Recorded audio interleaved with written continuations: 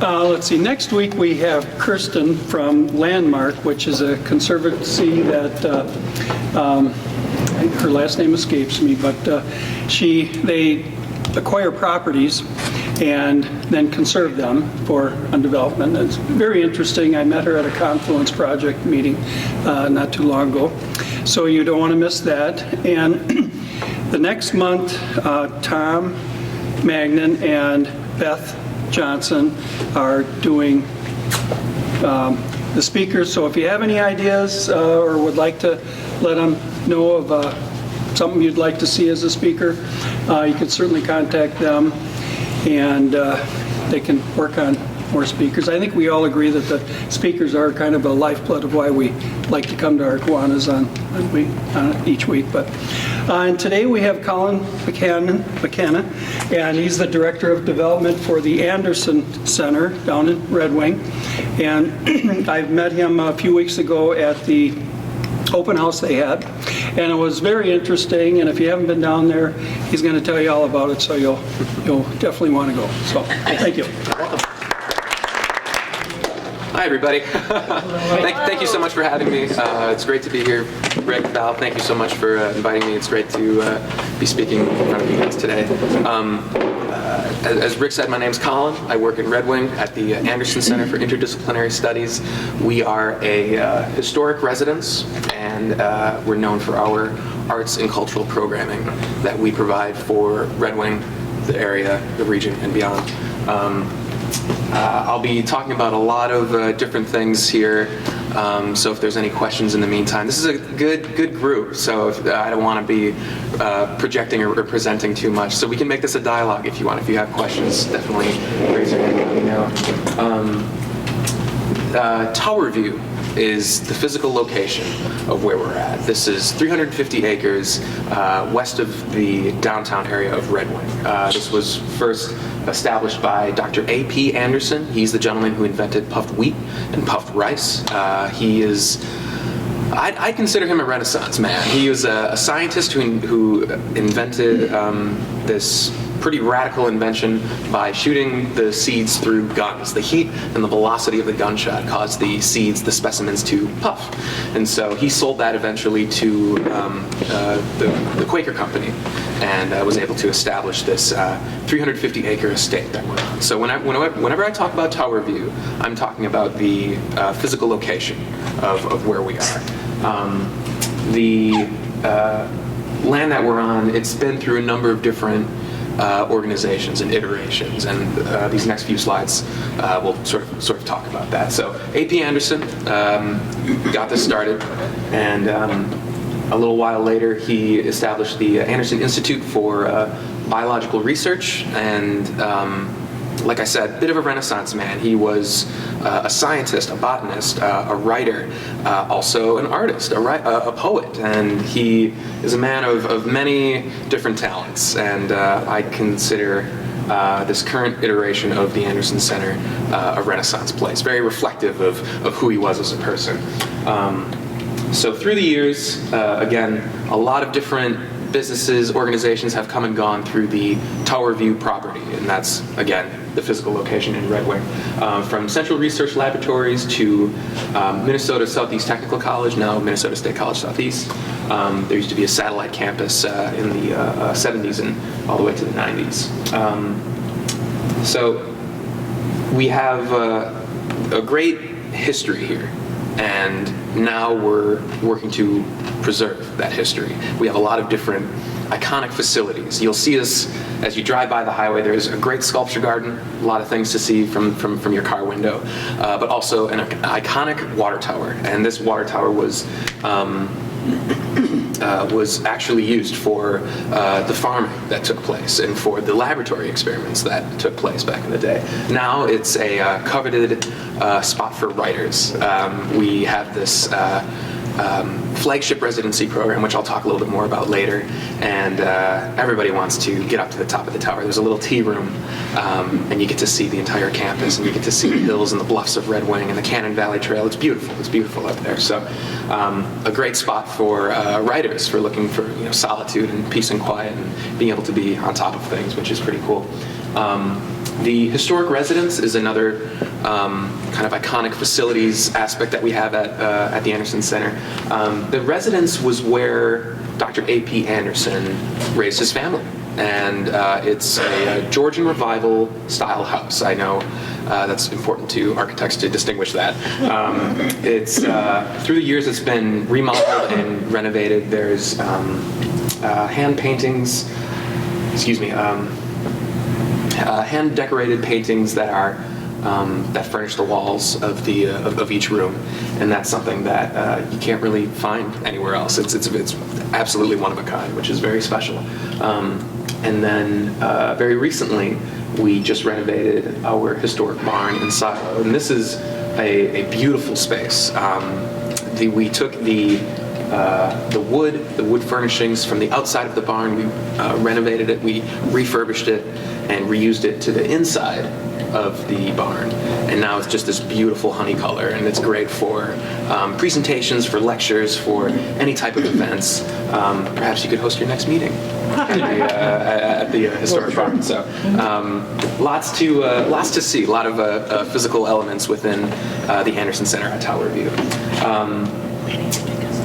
Now we'll talk about the residency program. This is something that is sort of our main lifeblood, our main offering to the art community, not just in the southeast region of Minnesota, but to the United States and even to the world. We have exchange programs with Austria and with China, and we bring all types of talent to Red Wing and other local facilities.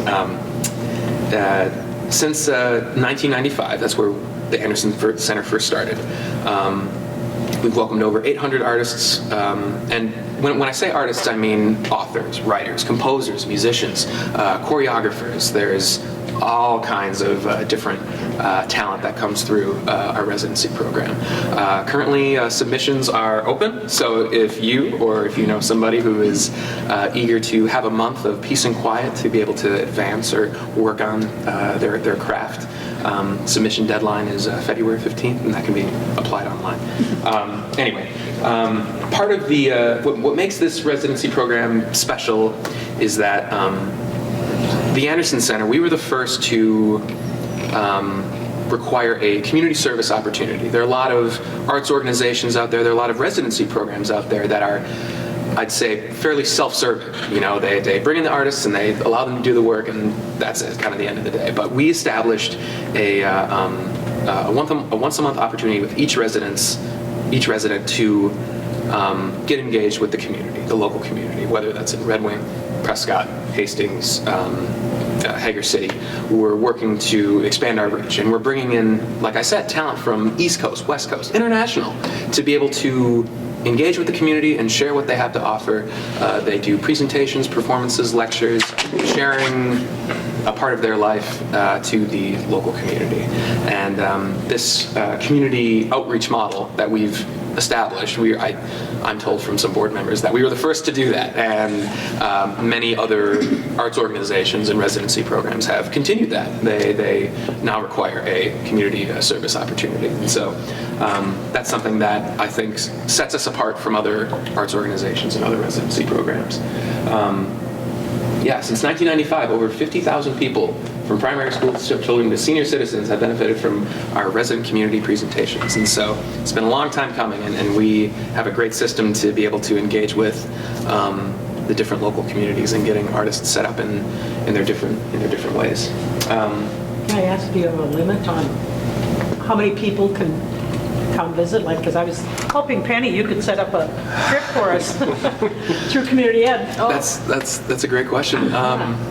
During the months of May to October, that's our residency season, and that's the submissions that are coming in. That's where we put these people. 5 to 6 people each month. We give them room and board to help them again advance whatever they're working on. Outside of May to October, we have a rental program. We have a rental system, and we can offer a weekend retreat or a week-long. Do you have like a day trip? We can take a day trip down and see your place. Absolutely, yeah, more than you one. You can accommodate several people. Yeah, definitely. Yeah, there's a number of different facets that we can get connected with, and we can talk more. We'll talk more about that in a little bit. Another part of the offerings of the Anderson Center is more community outreach events, and that's something that we that's something that we try and do not just annually, but several times a year. Most recently, we completed our holiday celebration of the arts, and that's sort of a winter holiday art fair in a way. We have a number of different works on display, open studios. A tour of the historic residence was available for attendees. It was very well attended this past year, and so we're working to expand our reach and to grow within the community, which is pretty exciting. We have in the fall every year, every September, is the Minnesota Children's Book Festival, and we bring in authors and illustrators from Minnesota who write for children, and they present their work, and there's a lot of fun, family-friendly activities and things to do on a beautiful fall afternoon. It's great. We also offer, this is a picture of a gallery night, a gallery event. This Friday, I'll plug it a little bit more a little bit later, but we're having an art exhibition opening, and I'll pass out some materials and things like that. No one's walking away empty-handed. Okay, everybody's getting something. Again, the arts and the ideas, we try and bring that to Red Wing. We try and bring that to the southeast Minnesota region, and there are a lot of different facets to that. Studio artists, we have 15 different studio spaces for year-round local artists. Myself being one of them. My wife and I have a studio space at the Anderson Center, and it's been great. She's a student at the Minnesota State College Southeast. She's a violin performer and now a violin maker. She's working to learn to restore and repair violins. And we have our studio space at the Anderson Center, and she uses it for her workbench, for her woodworking projects, and then I am a practicing musician. I'm a percussionist, and that's where I have all my drums, my toys, my noisemakers. It's great to just be there, like during my lunchtime or after work, have a chance to be outside of the office, be outside of the home, and be able to express myself creatively. The neighbors for our apartment really appreciate that as well. I'm sure you could imagine some of the negativity from having a drum kit in the apartment. Anyway, so we have some local talent that we have to offer. On-site partners, we have these different businesses. They're essentially our tenants in a way. They pay us rent at a very subsidized rate, and that helps to kind of continue to grow the types of things that we're working on, namely the Tower View Alternative High School. This is a part of the Red Wing School District, and it's a high school that is catered to students who may not necessarily fit the traditional model of high school. These are at-risk youth, and we give them a beautiful place to have their high school experience. There's also the Universal Music Center. I'm not sure if you all are familiar with the Loving Spoonful. It's a group. Oh, yeah, sorry, go ahead. How many students do you have on the high school side? Ooh, that's a good question. I think between 40 and 60. There's, I think last June we graduated. I think maybe 42 students, and that was the biggest class that we've had. So I would assume that this is paid for by the state. Yes. This is part of the Red Wing School District. Yeah. Okay. Yeah. Do they have to apply there? Or how does that part work? As a student? Yeah. Good question.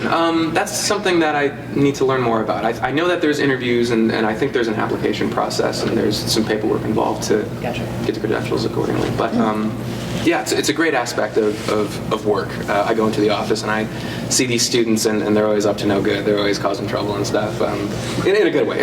But yeah, it's an added dynamic to my workday, which is a lot of fun. I was also going to talk about the Universal Music Center. Mike Arturi, who's the drummer for the Love and Spoonful, big band, folk band back in the day. He's the leader for the Universal Music Center, and they have lessons and performances, and that's one of the places that we have here at Tower View. One of the things that a lot of people don't really know about is our permanent art collection. This is what makes us kind of a hidden gem. In the lower level of the Anderson Center, we have an art gallery that features masterworks by Picasso, by Chagall, by Salvador Dali. We have a number of different original prints and paintings that have come through that we have in our collection that we have on display. And a lot of people, locals especially, they tend to drive by, they see the water tower, they see the sculpture garden, and oh, that's nice, but they don't dig deeper. And so I'm here to sort of share our secret, to spread the word, and to invite you all in to come see what we have to offer. I mentioned the sculpture garden and the nature walk before. Like I said, we're on 350 acres of land. 15 of those acres are dedicated to our sculpture garden, and I think we have 30 large-scale sculptures from national and internationally renowned artists that are on display. We're really close to the Cannon Valley Trail, right by the Mississippi, and there's an observation deck, and it's just a great way to kind of view your surroundings and see some art. I'm told that it's the largest sculpture garden in the state of Minnesota, so definitely something to see, something to check out. Now, this Friday evening at the Anderson Center, we're having a kind of a special event. This is a double-header opening exhibition. One is called Vessels, and that features art by the Minnesota Women's Ceramic Society.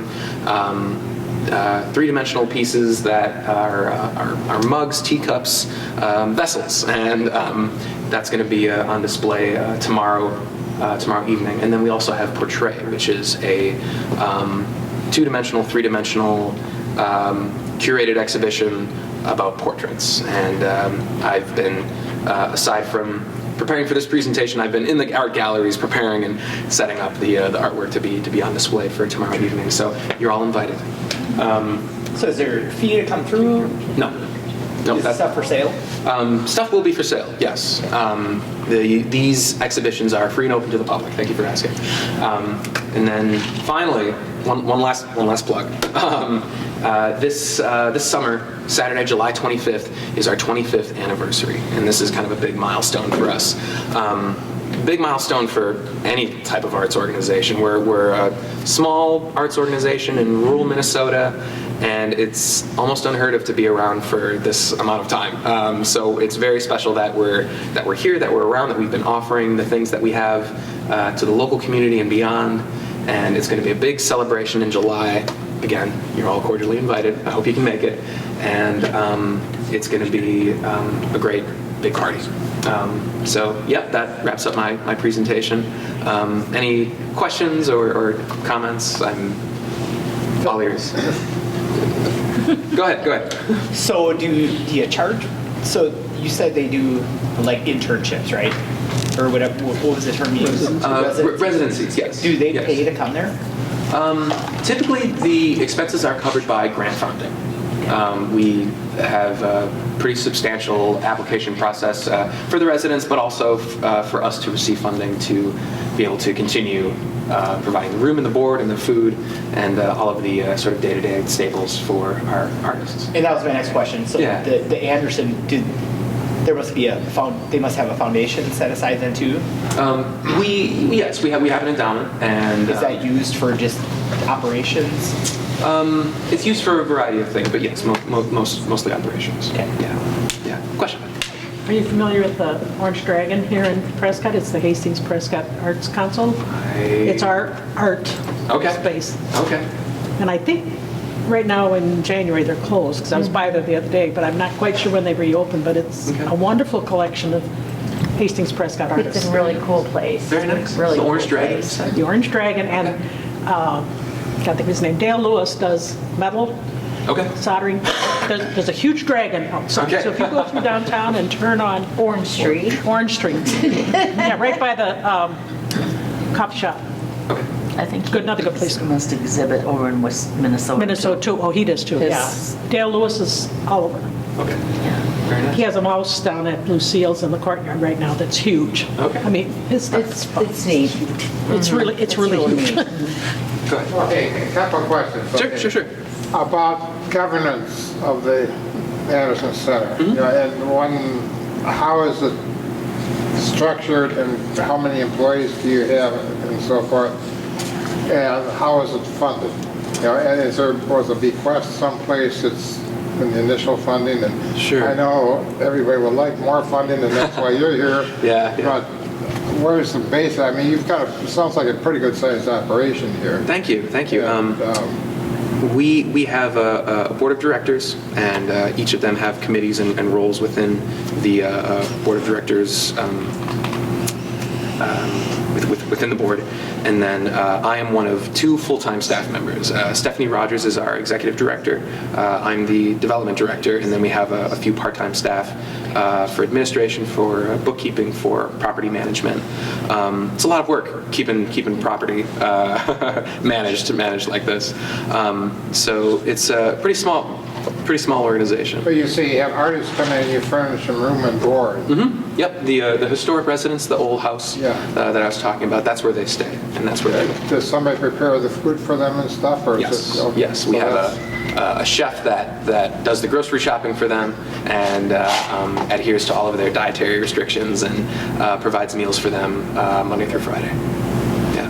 What, do you have an annual budget down there, or where's your base funding coming from? Great question. A lot of our funding, since we're an arts organization, a lot of our funding comes from grants. We just submitted an application for general operating funding for the Minnesota State Arts Board, and that's going to be potentially for the next 3 to 5 years. Our annual budget is a little over $500,000, and we're getting ready to begin a fairly ambitious fundraising campaign. We're in the quiet phase right now, so I can't be too loud about it. Yeah, in July we'll make a public announcement, and it'll be really exciting, I think. Yeah, lots to prepare. Did you have a question? Well, I just wanted to make a comment. Some friends of ours, we've been there twice now. Oh, but great. the first time we came, there was an exhibit of, is it wild horses? It was photographs. I can't remember the woman's name. Deb Lee Carson. Yes. Yeah. I have never seen such beautiful photographs of wild horses. I was bowled over. I was astounded as I walked through there. And I wasn't necessarily drawn to this particular exhibit. Sure. But when I went there and I went through there, I was just overwhelmed. It was gorgeous. Wonderful. So beautiful things that you're offering there. Excellent. Thank you. Thank you so much. Wow. Hi. Go ahead. I was with Belle.